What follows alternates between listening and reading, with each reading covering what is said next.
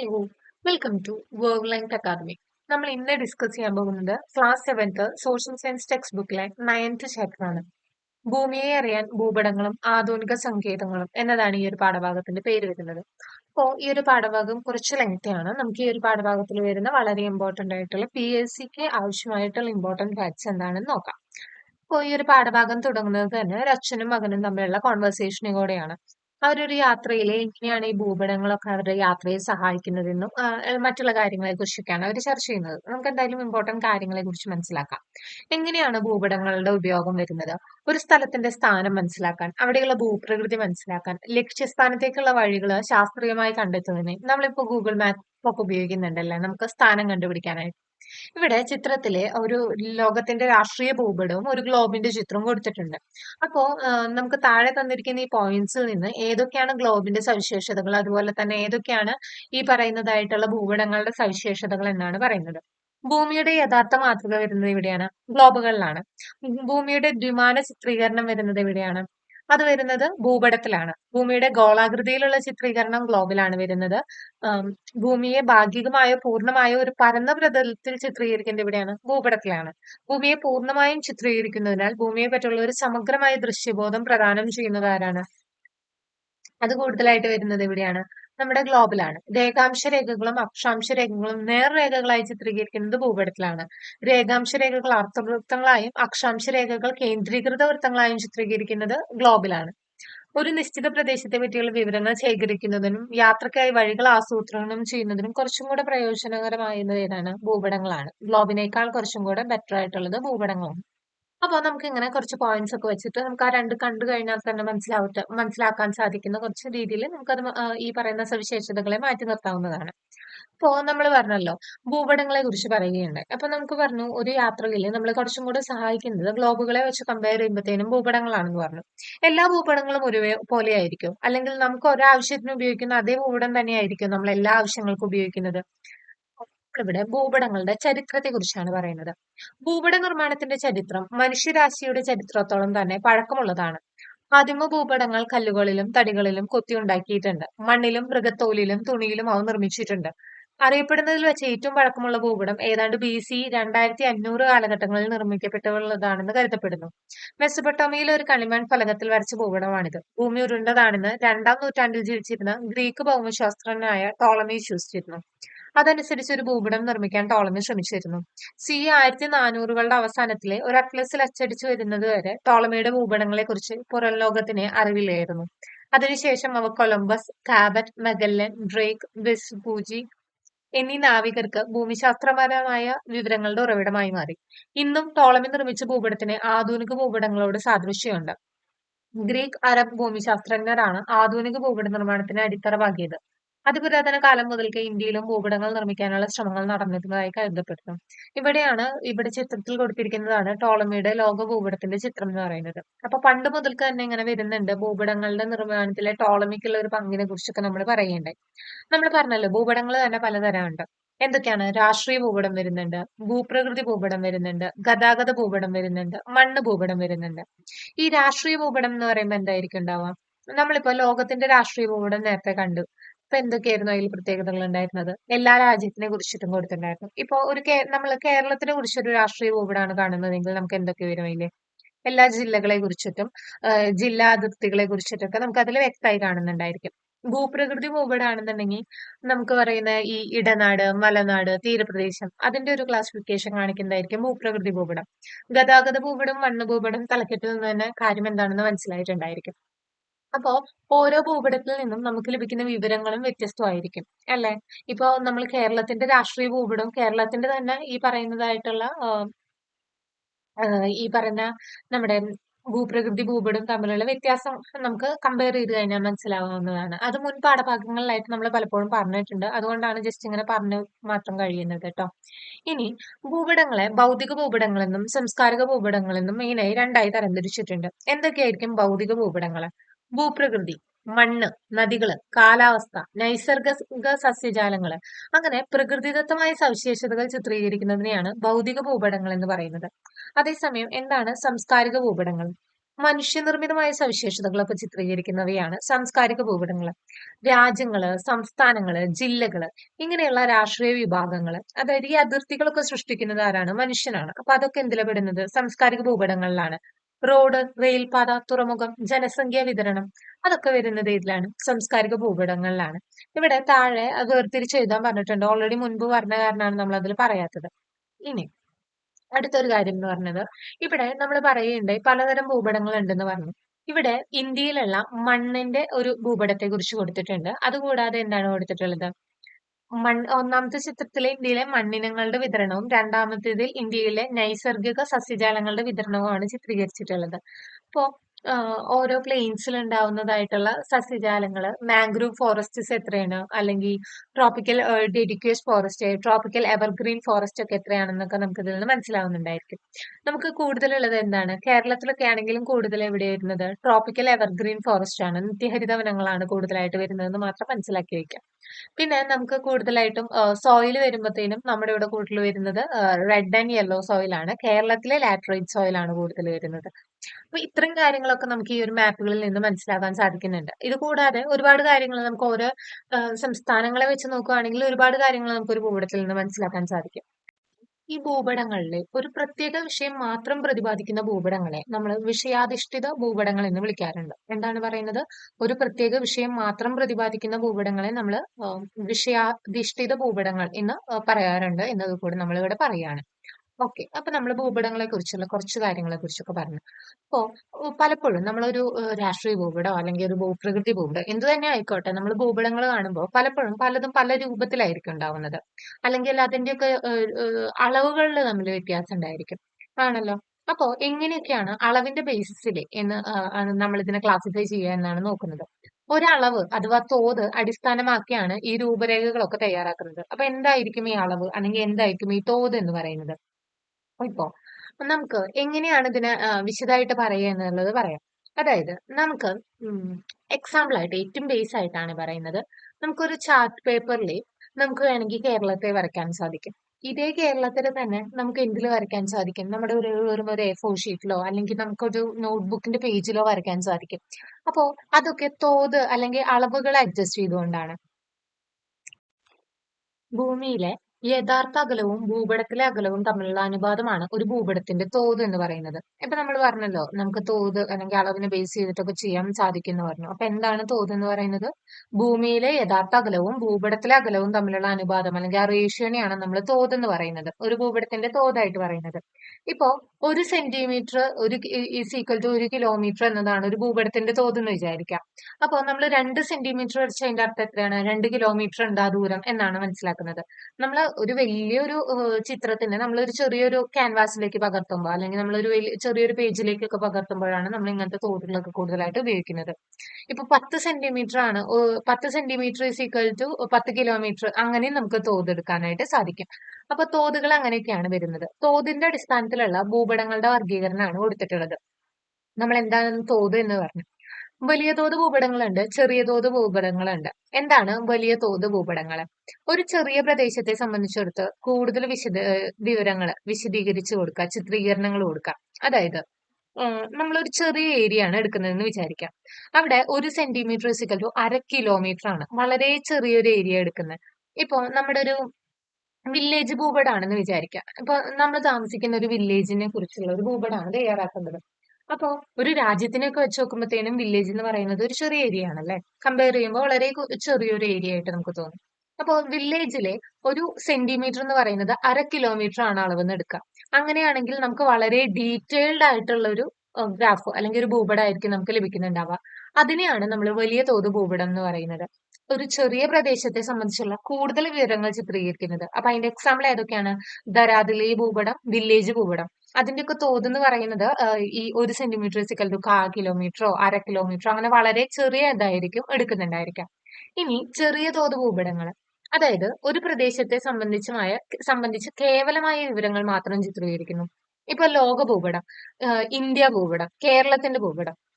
ഇപ്പൊ നമ്മൾ ജീവിക്കുന്ന ജില്ല അല്ലെങ്കിൽ സ്ഥലം അതിനെക്കുറിച്ചൊന്നും ഒരു കേരളത്തിന്റെ ഭൂപടത്തിൽ നോക്കുമ്പോൾ ജില്ലേനെ കുറിച്ചിട്ട് കാണും. ഇപ്പൊ നമുക്ക് രാഷ്ട്രീയ ഭൂപടം നോക്കുമ്പോഴത്തേനും പക്ഷെ അതിലുള്ള സ്ഥലത്തെ കുറിച്ചൊന്നും ഡീറ്റെയിൽ ആയിട്ട് ഉണ്ടാവില്ല. അല്ലെങ്കിൽ നമ്മൾ ഏത് പഞ്ചായത്ത്, ഏത് വില്ലേജ് അല്ലെങ്കിൽ ഏത് മുനിസിപ്പാലിറ്റി, ഇതൊന്നും നമുക്ക് എന്തിൽ കാണാൻ സാധിക്കില്ല, ഈ ചെറിയ തോത് ഭൂപടങ്ങളിൽ കാണാൻ സാധിക്കില്ല. കുറച്ച് അടിസ്ഥാനപരമായ വിവരങ്ങൾ മാത്രം ചിത്രീകരിക്കുന്നതാണ് ചെറിയ തോത് ഭൂപടങ്ങൾ എന്ന് പറയുന്നത്. അപ്പൊ എന്താണ് അതിന്റെ എക്സാമ്പിൾ എന്നുള്ളത് നമുക്ക് പലപ്പോഴും ചോദിക്കാറുണ്ട്. ഇവിടെ കേരളത്തിന്റെ ഭൂപ്രകൃതി ഭൂപടത്തെ കുറിച്ച് കൊടുത്തിട്ടുണ്ട്. നമ്മൾ പറഞ്ഞിട്ടുണ്ടായിരുന്നു, അതെന്ന് പറഞ്ഞു കഴിഞ്ഞാൽ ഇടനാട്, മലനാട്, തീരപ്രദേശം എന്ന് പറയുന്നതിനെ കുറിച്ചിട്ടുള്ളതിനെയാണ് ഭൂപ്രകൃതി ഭൂപടം എന്ന് പറയാന്ന് പറഞ്ഞു. എന്തൊക്കെയാണ് ഒരു ഭൂപടത്തിൽ കൊടുത്തിട്ടുള്ള കാര്യങ്ങൾ? നമുക്ക് തലക്കെട്ട് ഉണ്ട്. എന്താണ് വേണ്ടത്? തലക്കെട്ട് കൊടുക്കുന്നുണ്ട്, തോത് കൊടുക്കുന്നുണ്ട്. ഇത് എന്ത് ഭൂപടമാണെന്ന് മനസ്സിലാക്കാൻ എന്ത് വേണം? നമുക്ക് അവിടെ തലക്കെട്ട് വേണം, തോത് വേണം. അതായത് ഇവിടെ തോത് കൊടുത്തിരിക്കുന്നത് നോക്കാം. അത് കൂടാതെ തന്നെ ദിക്ക് കൊടുത്തിട്ടുണ്ടായിരിക്കും. North, east, west, south. അതുപോലെ അക്ഷാംശ രേഖകളും രേഖാംശ രേഖകളും കൊടുത്തിട്ടുണ്ടായിരിക്കും. അംഗീകൃത നിറങ്ങൾ, ചിഹ്നങ്ങൾ കൊടുത്തിട്ടുണ്ടായിരിക്കും. ഈ നിറങ്ങൾ എന്തൊക്കെയാണ് എന്ന് കാഴ്ചക്കാരന് മനസ്സിലാക്കാൻ സൂചിക കൊടുത്തിട്ടുണ്ടായിരിക്കും. അപ്പൊ ഇത്തരം കാര്യങ്ങളൊക്കെ ഇവിടെ നിന്ന് നമുക്ക് മനസ്സിലാക്കാവുന്ന കാര്യങ്ങളാണ്. നമ്മൾ പറഞ്ഞല്ലോ തലക്കെട്ട്. ഇപ്പോ നേരത്തെ കണ്ടിട്ടുള്ള ആ ഭൂപടത്തെ സംബന്ധിച്ചിടത്തോളം അത് കേരളത്തിന്റെ ഭൂപ്രകൃതി എന്ന തലക്കെട്ടാണ് കൊടുത്തിട്ടുള്ളത്. എന്തിനെ കുറിച്ചാണ് അത് പ്രതിപാദിക്കുന്നത് എന്ന് വ്യക്തമാക്കാനാണ് ഈ പറയുന്ന തലക്കെട്ട്. അടുത്തതാണ് തോത്. തോത് അടിസ്ഥാനമാക്കിയാണ് നമ്മൾ ഭൂപടങ്ങൾ നിർമ്മിക്കുന്നതെന്ന് പറഞ്ഞു. അതിന്റെ അടിസ്ഥാനത്തിൽ തന്നെ വലിയ തോത് ഭൂപടങ്ങളുണ്ട്, ചെറിയ തോത് ഭൂപടങ്ങളുണ്ടെന്ന് നമ്മൾ പറയുകയുണ്ടായി. ഭൂതലത്തിലെ രണ്ട് സ്ഥലങ്ങൾ തമ്മിലുള്ള അകലവും ഭൂപടത്തിലെ അതേ രണ്ട് സ്ഥലങ്ങളുള്ള അകലവും തമ്മിലുള്ള ഒരു അനുപാതമാണ് തോത് എന്ന് പറയുന്നത്.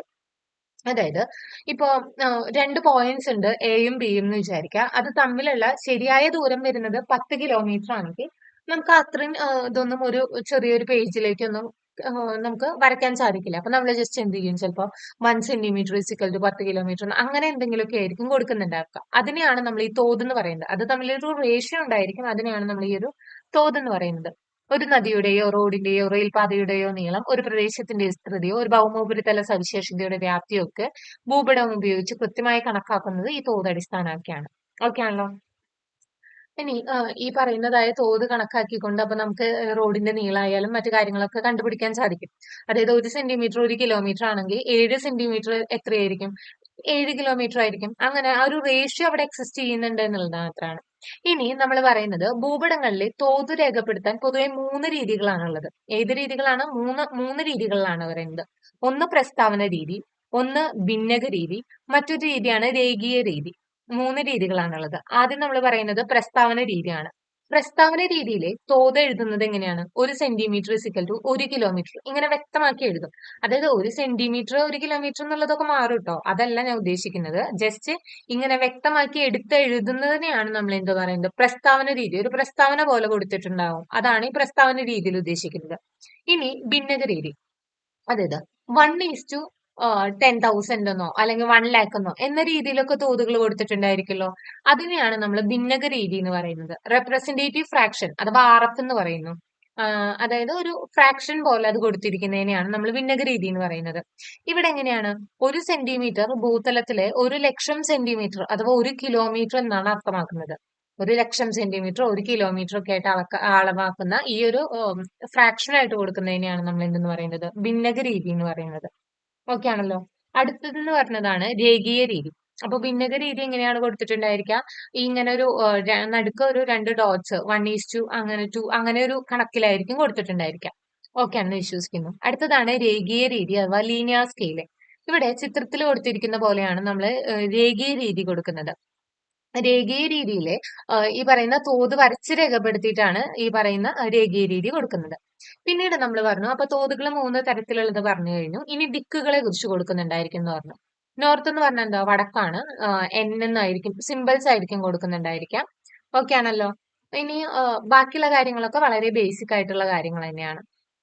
ഇനി ഉം, നമുക്ക് അടുത്തത് അംഗീകൃത നിറങ്ങൾ അഥവാ ചിഹ്നങ്ങൾ.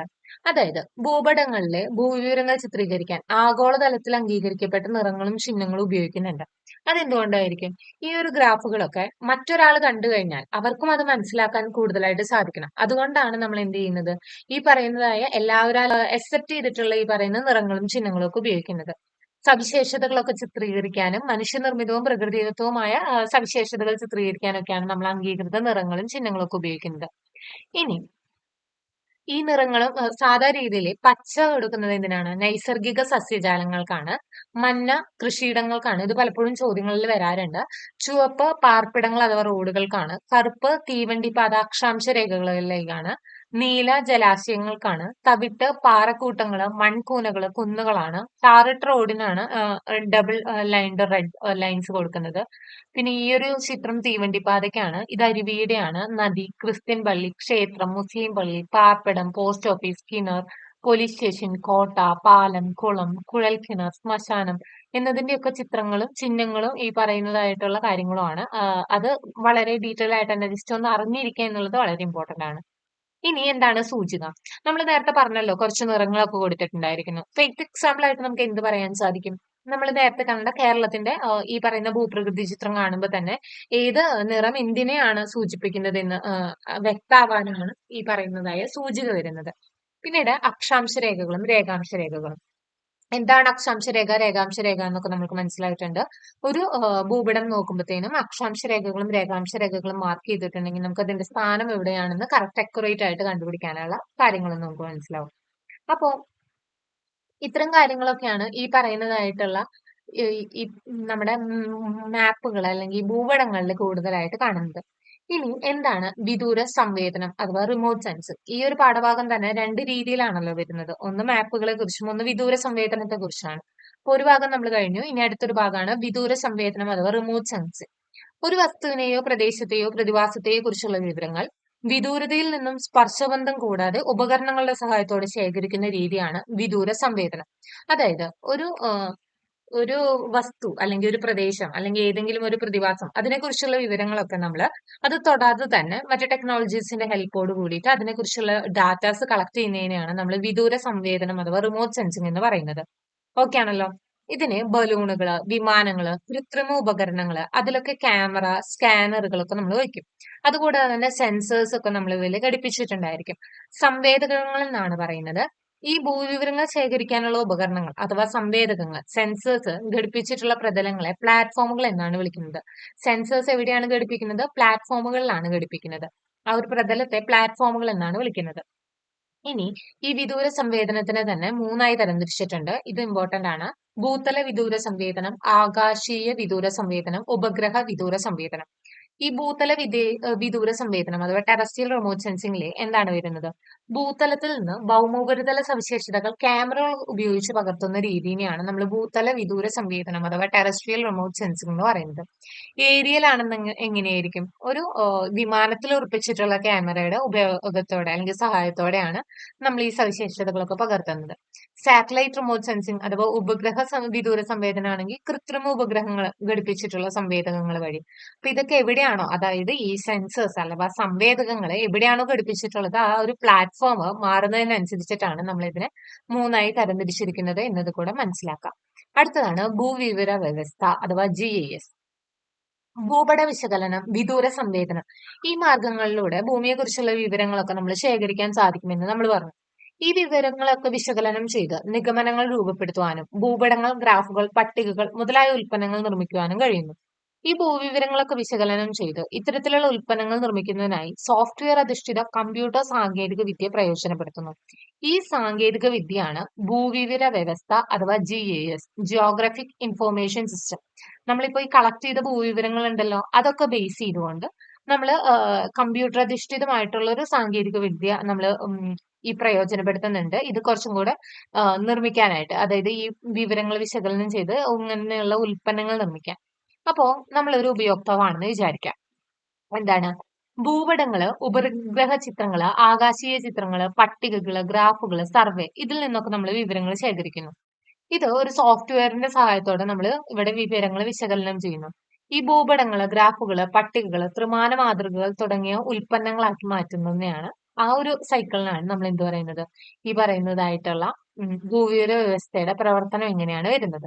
ഇനി എന്തൊക്കെയായിരിക്കും ഇതുകൊണ്ടുള്ള പ്രയോജനം? വ്യവസായം, വാണിജ്യം, വിദ്യാഭ്യാസം, വാർത്താവിനിമയം, കൃഷി, ആസൂത്രണം, ജലസേചനം, ഗതാഗതം, പ്രകൃതി ദുരന്ത നിവാരണം, ടൂറിസം, വിഭവ പരിപാലനം. ഇനി നമ്മൾക്ക് നോക്കാനുള്ളത് ഗ്ലോബൽ പൊസിഷനിങ് സിസ്റ്റം അഥവാ GPS കുറിച്ചിട്ടാണ്. ഒരു വിമാനം ആകാശത്തിലൂടെ സഞ്ചരിക്കുമ്പോൾ അതിന്റെ സ്ഥാനം, പറക്കുന്ന ഉയരം, ദിശ, ലക്ഷ്യസ്ഥാനത്ത് എത്തിച്ചേരാൻ എടുക്കുന്ന സമയം ഇതൊക്കെ കൃത്യമായി കണ്ടെത്തി തരുന്ന ഒരു സാങ്കേതിക വിദ്യയെ കുറിച്ചിട്ടാണ് നമ്മളോട് ആലോചിക്കാൻ പറയുന്നത്. അപ്പോ ഇതെന്താണ്? ഗ്ലോബൽ പൊസിഷനിങ് സിസ്റ്റം ആണ്. ഭൂമിയിലെ ഒരു വസ്തുവിന്റെ അക്ഷാംശ, രേഖാംശ സ്ഥാനം, അതിന്റെ ഉയരം എന്നിവ മനസ്സിലാക്കാൻ സഹായിക്കുന്ന സാങ്കേതിക വിദ്യയാണിത്. അപ്പൊ ഈ GPS-ന്റെ ഉപയോഗം എന്താണ്? ഭൂമിയിലുള്ള ഒരു വസ്തുവിന്റെ അക്ഷാംശ, രേഖാംശ സ്ഥാനം, അതുപോലെ തന്നെ അതിന്റെ ഉയരം എന്നിവ മനസ്സിലാക്കാനാണ് നമ്മൾ ഈ പറയുന്ന ടെക്നോളജിയായ GPS ഉപയോഗിക്കുന്നത്. ഇനി അതൊരു ചലിക്കുന്ന വസ്തുവാണെങ്കിലോ അതിന്റെ സ്ഥാനം, സഞ്ചാര ദിശ, സഞ്ചാര വേഗത, സമയം എന്നിവയൊക്കെ കൃത്യമായി നിർണ്ണയിക്കാൻ ഈ സാങ്കേതിക വിദ്യ കൊണ്ട് സാധിക്കും. അപ്പൊ വിമാനങ്ങള്, കപ്പലുകള് അങ്ങനെയുള്ള എല്ലാ വാഹനങ്ങളിലും നമുക്ക് GPS സംവിധാനം ഉപയോഗിക്കാവുന്നതാണ്. ഒരു കൂട്ടം കൃത്രിമ ഉപഗ്രഹങ്ങളുടെ സഹായത്തോട് കൂടിയിട്ടാണ്. അപ്പൊ നമ്മൾ നേരത്തെ ഈ പറഞ്ഞതായിട്ടുള്ള സെൻസേഴ്സ് വെക്കുന്നത് പ്ലാറ്റ്ഫോം ബേസ് ചെയ്തിട്ട് മൂന്നായി തരംതിരിക്കാം എന്നൊക്കെ നേരത്തെ പറഞ്ഞിട്ടുണ്ടായിരുന്നു. ആഹ് ഇവിടെ ഒരു കൂട്ടം കൃത്രിമ ഉപഗ്രഹങ്ങളുടെ സഹായത്തോടു കൂടിയാണ് നമ്മൾ ഈ GPS എന്ന് പറയുന്ന സംവിധാനം പ്രവർത്തിക്കുന്നത് എന്നതും കൂടെ മനസ്സിലാക്കാം. അപ്പോ നമ്മുടെ ശാസ്ത്ര സാങ്കേതിക രംഗത്തുള്ള ഒരുപാട് പുരോഗതികളെ കുറിച്ചൊക്കെ പറയുകയുണ്ട്. ഇന്ത്യയിലെ ISRO വികസിപ്പിച്ചെടുത്ത ഭൂപട നിർമ്മാണ സംവിധാനമാണ് ഭുവൻ എന്ന് പറയുന്നത്. അപ്പോ ഇന്ത്യയിൽ ഉള്ള ISROയുടെ വരുന്ന ഭൂപട നിർമ്മാണ സംവിധാനമാണ് ഭുവൻ എന്ന് പറയുന്നത്. GIS, വിദൂര സംവേദനം എന്നിവയുടെ പരമാവധി സാധ്യതകൾ ഉപയോഗപ്പെടുത്തിയിട്ടുള്ള ഈ സംവിധാനത്തിന്റെ സവിശേഷതകള് വിവര സാങ്കേതിക വിദ്യയുടെ സഹായം കൂടി പ്രയോജനപ്പെടുത്തി നമ്മളോട് കുറച്ച് ഡീറ്റെയിൽ ആയിട്ട് നോക്കാനാണ് പറഞ്ഞിട്ടുള്ളത്. നമ്മൾ പറഞ്ഞത് ഈ ഭുവൻ എന്ന് പറയുന്ന സൈറ്റിനെ കുറിച്ചിട്ടാണ്. അതായത് ISRO ആണ് ഈ പറയുന്ന ഭൂപട നിർമ്മാണ സംവിധാനം രൂപപ്പെടുത്തിയതെന്ന് നമ്മൾ പറഞ്ഞു. ഇതാണ് ഒരു ഭുവന്റെ ഒക്കെ നമുക്ക് ഈ കാണാവുന്ന ഒരു സൈറ്റ് എന്ന് പറയുന്നത്. ഇത് ISROയുടെ പങ്കാളിത്തത്തോടു കൂടിയാണ് നമ്മുടെ ഇന്ത്യയിലെ നിർമ്മിച്ചിട്ടുള്ള സൈറ്റ് ആണെന്ന് പറഞ്ഞു. അപ്പൊ ഇവിടെ ഭൂപട നിർമ്മാണത്തിന്റെ കാര്യങ്ങളെ കുറിച്ചൊക്കെ നമുക്ക് പറയാമെന്ന് പറഞ്ഞു. നമുക്ക് ഇവിടെ നോക്കിക്കഴിഞ്ഞാല് മാപ്പുകളും അതിന്റെ ഡീറ്റെയിൽസ് ഒക്കെ നമുക്ക് നോക്കിയിട്ട് ഡീറ്റെയിൽ ആയിട്ട് ഓരോ സ്ഥലങ്ങളെ കുറിച്ചും നോക്കാവുന്നതാണ്. അപ്പൊ ഇത്രയും കാര്യങ്ങളൊക്കെയാണ് നമുക്ക് ഈ ഒരു പാഠഭാഗത്തിൽ കൂടുതലായിട്ട് വരുന്നത്. അപ്പൊ ഈ പറഞ്ഞ കാര്യങ്ങളൊക്കെ മനസ്സിലായിട്ടുണ്ടാവും എന്ന് വിശ്വസിക്കുന്നു. ഈ ഒരു പാഠഭാഗം മനസ്സിലായിട്ടുണ്ടെങ്കിൽ നമ്മുടെ ചാനൽ ഒന്ന് സബ്സ്ക്രൈബ് ചെയ്യുക. നിങ്ങളുടെ അഭിപ്രായങ്ങളൊക്കെ കമന്റ് ചെയ്ത് അറിയിക്കുക. അപ്പോൾ നമുക്ക് എന്തായാലും മറ്റൊരു പാഠഭാഗത്തിന്റെ ഡിസ്കഷൻ ആയിട്ട് കാണാം. Okay, thank you.